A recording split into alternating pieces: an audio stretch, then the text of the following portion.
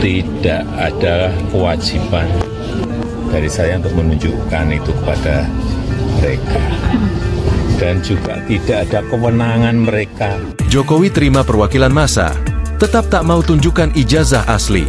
Belasan orang yang tergabung dalam tim pembela ulama dan aktivis, TPUA, mendatangi kediaman Presiden ke-7 RI Joko Widodo, Jokowi, di Jalan Kutai Utara, Kelurahan Sumber, Kecamatan Banjarsari, Kota Solo, Jawa Tengah, pada Rabu, 16 April 2025. Mereka minta Jokowi menunjukkan ijazah Fakultas Kehutanan Universitas Gadjah Mada, UGM, miliknya. Wakil Ketua TPUA, Rizal Fadilah sempat berunding dengan polisi di mulut Gang Kutai Utara Sektiar pukul 9.50 waktu Indonesia Barat. 4 perwakilan massa diterima Jokowi di kediamannya setelah menunggu beberapa menit di ruang transit.